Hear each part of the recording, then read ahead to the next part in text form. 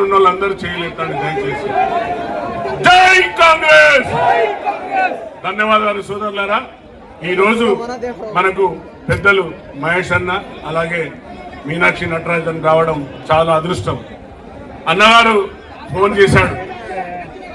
Phone చేసి నాగరాజు నీకు నేను ఒక టాస్క్ ఇస్తున్నా, ఆ టాస్క్ ను కంప్లీట్ చేయాలన్నాడు. అన్నా మీరు ఇచ్చిన విశ్వాసంతో నా ప్రజలు ఎలాగైతే టికెట్ ఇచ్చినందుకు గెలిపించుకున్నారో తప్పనిసరిగా ఈ ప్రోగ్రామ్ ని కూడా నేను సక్సెస్ చేస్తా అని చెప్పినాను. కానీ అందరూ కూడా కొంచెం నిరాశగా ఉన్నారన్న. మీరు 2 days ప్రోగ్రామ్ ఇచ్చారు.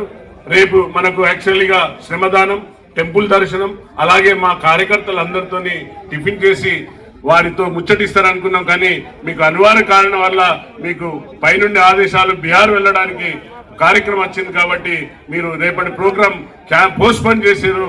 తప్పగా మళ్ళీ మీనాక్షి మేడం అలాగే మహేష్ అన్న మళ్ళీ వచ్చి మన అందరితో ముచ్చటిస్తారు. ఈ విషయం అందరికీ నేను చేతులెత్తి నమస్కరిస్తున్నా. ఎవరు కూడా నిరుత్సాహపడద్దు. అందరు చెప్తున్నారు ఫస్ట్ వీక్ లో తప్పనిసరిగా మహేష్ అన్నను नटराजन मैडम तपनसरिगा वस्तार। मैडम यहाँ पर जितने भी मेरे कॉन्स्टिट्यूंसी के लोग हैं पूरे दलित और गरीब है मैडम, ज्यादा से ज्यादा मट्टी उठा के जीते, मट्टी के ऊपर उनका जीवन चलता मैडम। ये पुराना समिति है लेकिन अभी तक इसके तरफ कोई नायक ठीक नहीं था। तब 30-35 साल से इधर कुछ भी अभिवृद्धि नहीं हुआ, ఎలాంటి అభివృద్ధి జరగలేదు। కానీ రేవంత్ అన్న నా పైన విశ్వాసం ఉంచి మీ దగ్గరికి పంపిండు। మీరందరూ కూడా నన్ను విశ్వాసంతో నాపై ఓట్లేసి గెలిపించినందుకు మీ అందరికీ శిరస్సు వంచి నమస్కరిస్తా। తప్పనిసరిగా ఇక్కడ మనం మజిల్ పవర్ లేక ఇంకేదో పవర్ చూపెట్టడానికి రాలేవు, మనం అందరం కూడా ఒకటే। ఒక్కసారి అందరూ కూడా నాతో నినాదం కల్పండి, बोलो कांग्रेस पार्टी के लिए। अंदर కూడా కాంగ్రెస్ పార్టీ కార్యకర్తలే ఇక్కడ ఒక్కటే నినాదం, కాంగ్రెస్ నినాదం। నాగరాజ్ అన్నను లేక ఇంకేదో కాదు, కాంగ్రెస్ నినాదం। ఎందుకంటే పెద్దలు ఏఐసిసి నుండి వచ్చారు, మన క్రమశిక్షణ చూస్తున్నారు। ఇప్పుడు చక్కగా మనం 5 కిలోమీటర్లు నడుచుకుంటూ వచ్చాం। ఏ మాత్రం కూడా ఇబ్బంది కలిగిన నా కార్యకర్తలకు చేతులిచ్చి క్షమించమని వేడుకుంటున్నా। ఎందుకంటే పోలీస్ అధికారులు కొంచెం నూపుతారు, నెట్టేస్తారు, తప్పదది మనకు విధి నిర్వహణ భాగంలో। మీ అందరికీ తెలుసు ఇక్కడ జరుగుతున్న కార్యక్రమాలు ఏ విధంగా మనం అందరం ఐక్యంగా ఉండి వర్ధనపేటను అభివృద్ధి దిశలో తీసుకుపోతున్నాం। 200 కోట్లతోని మీ అందరికీ ఇక్కడ ఇంటిగ్రేటెడ్ యంగ్ ఇండియా స్కూల్ ను రేవంత్ అన్న గారు అడగంగానే నాకు శాంక్షన్ చేసిండ్రు। మీ అందరి తరఫున వారికి శిరస్సు వంచి రేవంత్ అన్న గారికి ధన్యవాదాలు తెలుపుతున్నా। అలాగే మిమ్మల్ని గెలిపించుకోవాల్సిన బాధ్యత నన్ను ఎలాగైతే విశ్వాసంతో గెలిపించిండ్రో మీ అందరినీ కూడా నేను భుజస్కంధాల మీద చేసుకొని తప్పనిసరిగా మిమ్మల్ని గెలిపించుకుంటా అని మాట ఇస్తున్నా। మీరందరూ కూడా ఐక్యంగా ఉండాలి। 5 ఏళ్ళు కలిస్తేనే అన్నం తినగలుగుతాం, 1 ఏళ్ళు విడిపోయినా కూడా అన్నం తినడానికి ఇబ్బంది అవుతుంది। కాబట్టి మనలో ఎన్ని తారతమ్యాలున్నా ఏమున్నా కూడా మనం అందరం ఐక్యంగా ఉండి ఈ యొక్క రాబోయే లోకల్ బాడీ ఎలక్షన్లను మనం తప్పనిసరిగా గెలిపించుకోవాల్సిన బాధ్యత ఉంది। ఇకపోతే బీజేపీ బీఆర్ఎస్ చీకటి మిత్రులు మనం చూస్తున్నాం, రైతులను ఉసిగొల్పుతున్నారు యూరియా విషయంలో।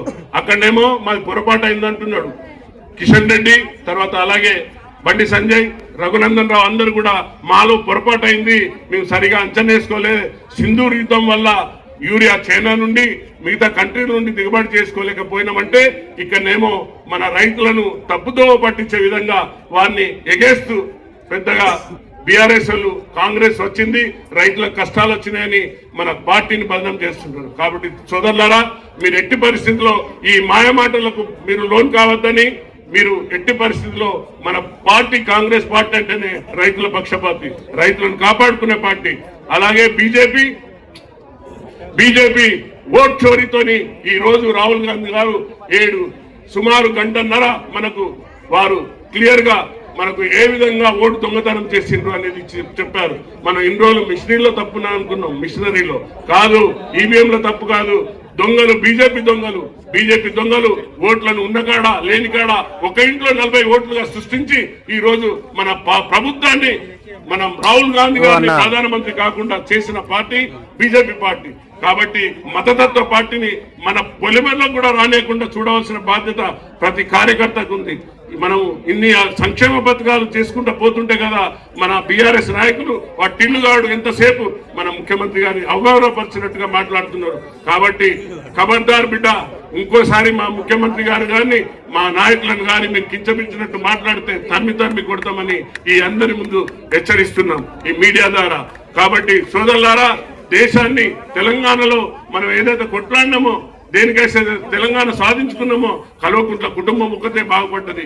కల్వకుంట్ల కుటుంబం సంపాదించిన ధనంతో ఈరోజు మొత్తం గొర్రెల కంటే హీనంగా వాళ్ళ పార్టీలను నడుపుకుంటూ ఆ దోసుకున్న పార్టీతోని మన పైన దుష్ప్రచారాలతోని సోషల్ మీడియా ఎక్కడో దుబాయ్ అక్కడిక్కడ కూర్చొని ఆ మీడియా ద్వారా మన పైన అనునిత్యం మన పైన దాడులు చేస్తున్నారు.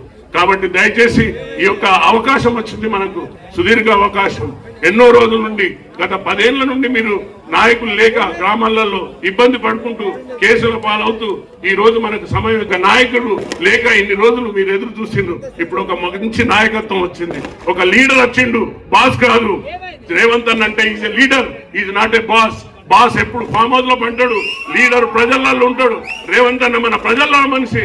కాబట్టి మన వారి నాయకత్వంలో రాబోయే ఎలక్షన్ లో, ఈ లోకల్ బాడీ ఎలక్షన్ లో మనం అందరం కూడా అన్నగారిని వారికి ఇక్కడ నుండి ఏ విధంగా అయితే నన్ను బహుమానంగా పంపించిండ్రో ఆ రోజు చెప్పిన వర్ధన్నపేట గెలిస్తే మన కాంగ్రెస్ ప్రభుత్వం మన దగ్గర రాష్ట్రంలో వస్తుందన్నాం. ఆ విధంగా మీరు గెలిపించింది కాబట్టి ఈసారి కూడా ప్రతి నాయకుని ఎంపీటీసీ జడ్పీటీసీలను ఎంపీపీలను గెలిపించుకునే బాధ్యత మనం అందరం సమిష్టిగా తీసుకొని ముందుకు వెళ్ళాలని మనం అందరం కూడా మహేష్ అన్నకు మాటిద్దామా? సిద్ధమా? థ్యాంక్ యూ సోదరులారా. ఈ అవకాశం ఇచ్చిన మీ అందరికీ మరొకసారి పేరు పేరున శిరస్సు నుంచి నమస్కరిస్తున్నా.